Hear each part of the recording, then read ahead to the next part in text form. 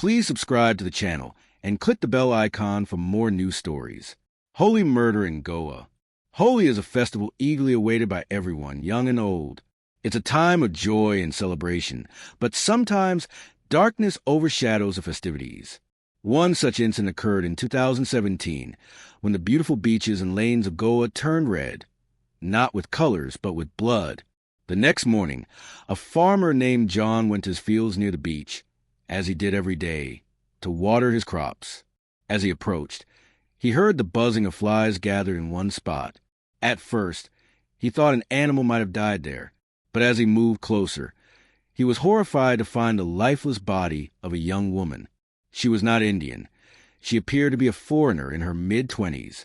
Her clothes were torn, and her body was covered in blood and shards of glass. John immediately called the police. When they arrived, they examined the scene but were puzzled by the brutality of the crime. The victim was a foreign national, and the police couldn't understand why anyone would harm a tourist in such a way. Without delay, they launched an investigation.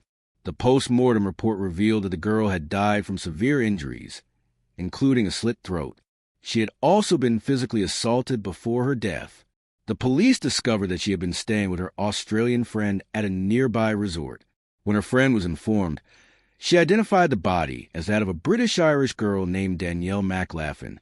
Danielle was a free-spirited traveler who loved exploring new places and meeting new people. She had visited Goa and even volunteered at an orphanage during her stay. Danielle had fallen in love with India, especially after seeing videos and photos of the Holi festival.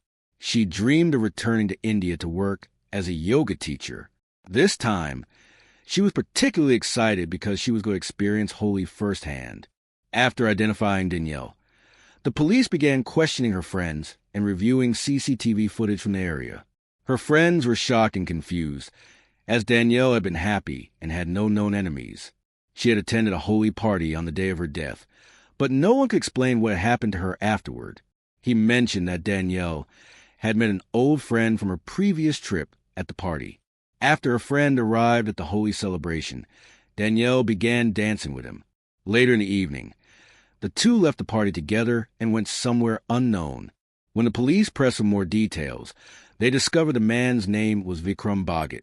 The police rushed to Vikram's address to question him, but they found his home locked. Meanwhile, pressure from the Foreign Affairs Ministry began mounting on the Goa police.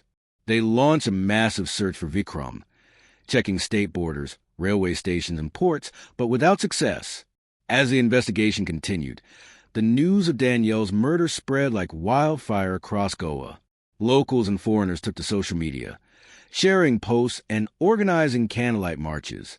The demand for justice for Danielle echoed everywhere. During this time, the police finally located Vikram and arrested him.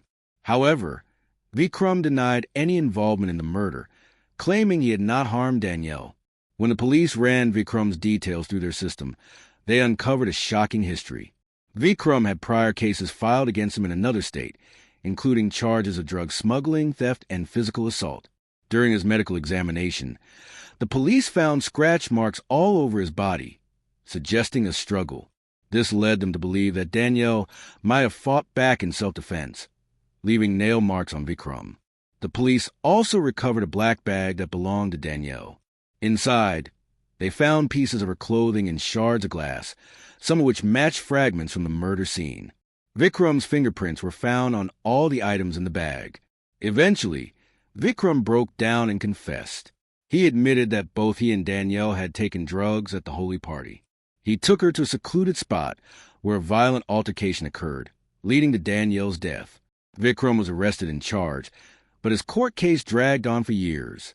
Despite the delays, Danielle's friends and family never gave up.